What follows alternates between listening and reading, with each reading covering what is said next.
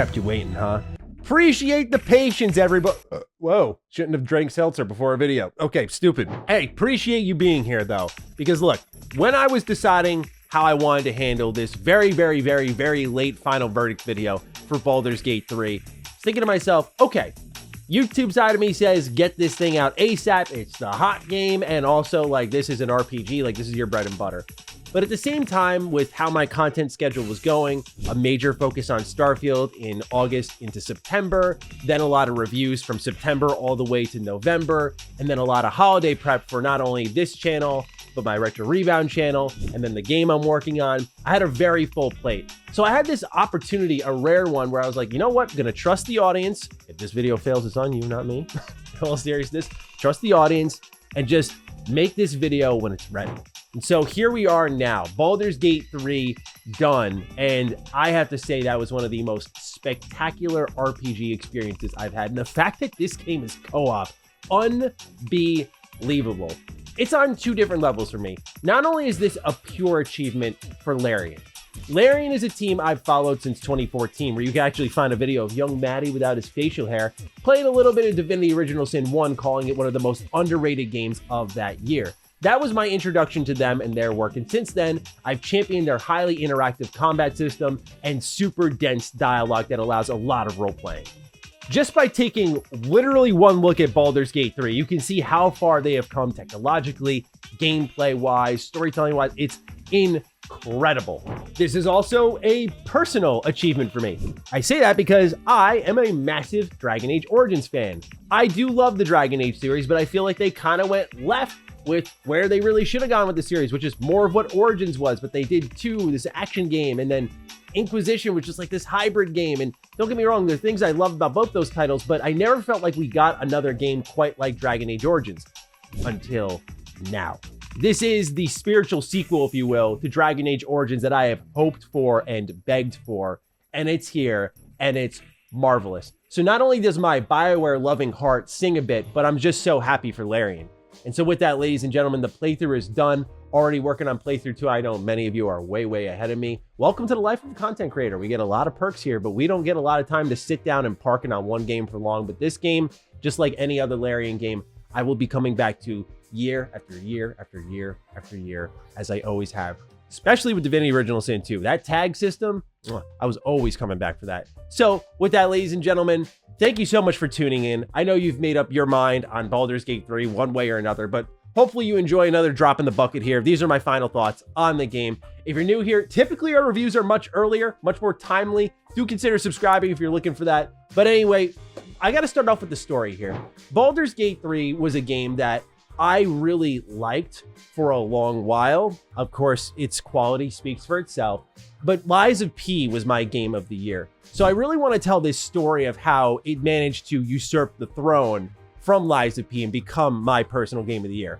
Obviously unsurprising given my taste in games and how much I adore choice-rich RPGs, but the way Baldur's Gate 3 gradually won me over is Act 1 is this early access testbed, if you will. It's a massive hub area full of quests and dungeons, and the amount of times I've come back to this map on repeat playthroughs and seen just how many things I missed the first time around. This is a game where you'll feel like you saw it all, you feel like you missed nothing, and then you'll go back in again and again and again, and you'll realize just how many characters and interactions you missed. The amount of permutations and bits of exploration in this game is downright worth the price of admission alone.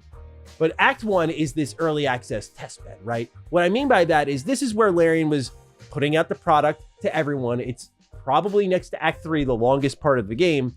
And so you'll spend about 40 to 50 hours just in this region alone, questing, gathering your party, making meaningful choices, and really setting the table. It's at this point, you know, okay, we have this mind flayer in our head. We all share this similar fate of we want to get this out of our head, but we don't really know how to or why we want to do this. And do we embrace this illithid power? Like, what do we want to do here? And so a lot of it's setting the table of who are these races? What is Baldur's Gate? What's going on in this world here? And as it grows into Act 2, that's where the story really begins. There's not this true villain appearance at all until Act 2, which is crazy to think about. You'll be 60, 70, upwards of 80 hours into the game before you actually lay eyes on the villain. Now, for some, this is a problem with the game. And I think it's actually a fair bit of criticism for Baldur's Gate 3, because what happens is when the villains appear in Act 2, I wanted so much more of them. And it left me wanting in a good way, because then Act 3, they're all over the place, right? You get a lot of screen time with them. But you just wonder what a full game of that would have been like. But I think a lot of this factors into the structure of which Baldur's Gate 3 was made in. It was in this early access test bed for so long. There were no massive narrative commitments. They clearly had a direction, but it felt like that was just setting the table, and that when they were ready to go, like that's where they would carry things even further in Act 2 and 3. Nonetheless, Act 1, massive. Act 2, pretty quick, 10, 15, 20 hours tops. And Act 3 is like a game unto itself. Holy smokes, it's a bit overwhelming, I'll be honest, but it's the good type of overwhelming, because so many threads are being pulled. You have the main villains, you have your companions reaching the climax of their arcs, you have the main story just heating up, you have all these different side missions. You're finally here. This is Baldur's Gate. It is intense, but it's also, as an RPG fan, that hard to describe intangible feeling of knowing all these choices are blown right past you, making your hair whip back. And you know that if you go back in, this can go a number of different ways. And while I know so much about Shadowheart and Lae'zel, I can't say I know a ton about characters like Asterion, which I know this is a bit of a hot take, but like this dude, when he bit my neck overnight, I was like, screw you, bro. Like I don't mess with Asterion at all. But yeah, there's just so much left for me to learn with each of these characters. But to see like where you meet Lae'zel, right, at the very beginning of the game, and to see who she becomes and how you can dictate her path, right? Like, is she going to stand with Vlaakith or not? With Shadowheart, her very much internal battle with her loyalty to Shar, and if this is actually what's right for her, is her life being robbed from her? The game asked a lot of, I think, smart religious-based questions, and the way you can kind of direct which way these characters are going to go is a work of art. It really is. So just having this much power over your playthrough and basically having it be D&D the game, like you're dice rolling constantly, skill checking constantly. You just have so many different ways to approach in this game. It's unbelievable. And I'm sure you've already heard that before, but I could not wrap my head around the massive amount of dialogue choices that were at hand here. The amount of skill checks, unique ones at that. Sometimes because I was an elf ranger, I was able to uniquely get around situations that otherwise I would have had to fight through or would have had to go through a really tough skill check. That sort of racial recognition, skill recognition, the game just made me and my build feel so considered. And when you combine that in a massive upgrade of production value, where now you're seeing characters fully animated, look at Divinity Original Sin 2, and then look at Baldur's Gate 3. It's amazing that this game just doesn't look like a janky mess this close up. Some of these characters, the facial animations, so intense, especially characters like Lae'zel, just scowling constantly. The way they use their hands and their shoulders, the gestures.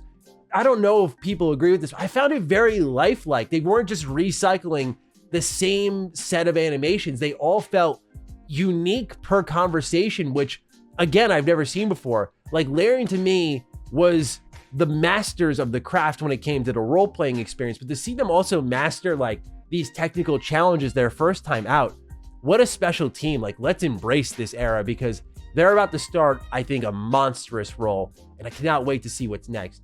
Now, that's really me just waxing poetic on story and characters. The gameplay is a whole other beast. I love how this game's not afraid to kind of confuse you and throw the whole kitchen sink your way. When you're leveling up, you can sit there in that menu for 10, 15 minutes just reading all of those feats. Which ability am I going to select? Which spells am I going to slot in? And it took a lot of community-based learning for me.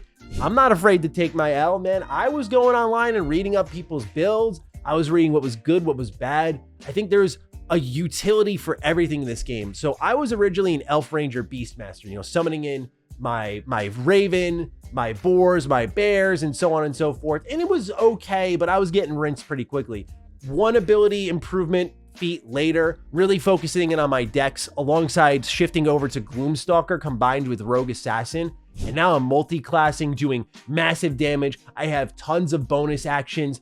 The amount of gimmicking and flexibility that this class system has, as someone who hasn't played D&D in years, it made me so happy, but so sad at the same time, because I missed D&D. I missed playing tabletop for so long. But to have this captured in a video game world, it makes me so beyond happy. But also just the amount of class output there. I love that I was build crafting in my head while in playthrough 1. I was like, yo, Githyanki Monk would be kind of sick. And so I was like, yo, let me fire this up, right? So just the amount of gameplay options at hand here, and then carrying over in meaningful ways elements from Divinity Original Sin 1 and 2. If you didn't love the combat from Original Sin 1 and 2, I don't know what I can tell you to get you over the hump here for Baldur's Gate 3. I remember, and we made a video on it when the game was first unveiled. Oh, is Baldur's Gate 3 just another Divinity Original Sin 2? So funny that this was the criticism being thrown at this game's feet, because now you look at the praise it gets. Complete other end of the spectrum. But I've said at the time, like, this isn't a horrible thing if it ends up being that way. Like, Divinity Original Sin 2 is a spectacular game, mostly due to that combat and that tag system that lets you roleplay, where as you make consistent choices enough times, it'll mold and unlock more and more dialogue options, which is just spectacular into its own right. But with Divinity Original Sin 2, what they carry over into Baldur's Gate 3 is the environmental interaction, where you can, for example, where you can have water spilled on the ground, use a lightning spell, shock the whole ground. The amount of battles are merciless at the same time, though, and you are going to fight some mighty uphill battles. Like, I remember at Moonrise Tower in Act 2, I mean, you are going to fight a war, and it's that beautiful feeling of, how am I going to get through this? And yet somehow through tactics and taking your time and thinking it through, you do. And I got to give kudos to the post-launch support for Baldur's Gate 3. I know this is a little bit after the fact, but I have to review the game in the state I played it in. Baldur's Gate 3 also added epilogues in their latest update at the time of reviewing this game. And to me, just having that at the end of an already extremely complete story with all of the fixes they did optimization-wise under the hood. Originally, when I was playing on my PC, Baldur's Gate 3 ran extremely hot, where I'm talking like if I laid my hands on my metal case, like it was hot to the touch. After all of that post-launch support, they really fixed that sort of stuff. The game runs better, it looks better. I mean, they added meaningful content to it all. They've patched a ton of things, thousands of fixes. This is the time to play this game. It's not one that you should miss, because from story to gameplay and just how much you can miss, that's what makes it special. For some, it's a bit overwhelming. But what I always tell people is great RPGs like this are not a sprint, they're a marathon. Larian's games I've replayed so many times over the course of years. You could actually find, even here on this channel, I did a re-review of Divinity Original Sin 2, I think it was 2 years after its launch in 2019. And make no mistake, Larian, they're smart business people. They'll do a definitive edition or some kind, and they're gonna re-release this game at least once or twice. Make no mistake about that. Baldur's Gate 3 will be hanging around for a long while, so settle in and just know that this is a game that you may play once and go, that was overwhelming. There's so much to replay here. I don't think I'll ever do it. But the game will call your name again, and you'll come back. And unlike many RPGs nowadays, it's not just mild permutations. It feels like Larian made full use of the entire staff and set of manpower that they had, and actually made a rich replayable game where it's incredible how differently things can play out. And some of the fail states in this game, I'll just say, our man Gale, if you take him out, yeah, quite the fail state there. So, you know, this is one of those games where it needs to be celebrated. It should be played. And if you're scared about all of that, as you'll see in the gameplay, I did all of this in full co-op.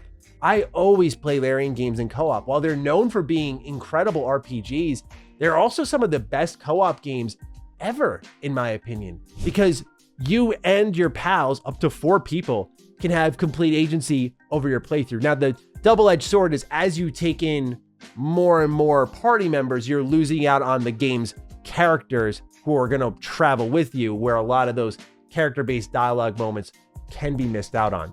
Again, the beauty of it all, lots of replayability here. So Baldur's Gate 3 is absolutely nothing short of spectacular and is my game of the year. It managed to bump Lies of P just based on my personal tastes. You all know how much I love turn-based RPGs, but also how it just answers the bell in so many meaningful ways. And so Baldur's Gate 3 is an absolute triumph from top to bottom and a must-play experience and one of the best RPGs I've ever played. Lord help me if Larian one day makes a Star Wars game or even a sci-fi game. Like if Larian made a Star Wars game, that would be the only thing I think that could ever dethrone KOTOR for me. If they touch the Star Wars game, don't get me started. But whatever this team is working on next, as it's always been since 2014, almost a decade now, I will be there no matter what. So with that, ladies and gentlemen, I'm looking forward to hearing your thoughts on Baldur's Gate 3. Has this video, if you've been sitting on the fence long enough now, encouraged you to make the leap? Have you already played Baldur's Gate 3? If so, let me know your thoughts down below. Did you not like it that much? Always interested in hearing that feedback. Fire away. With that, take excellent care of yourselves, and I will see you next time around. Stay sexy, stay active. I love you all. Peace.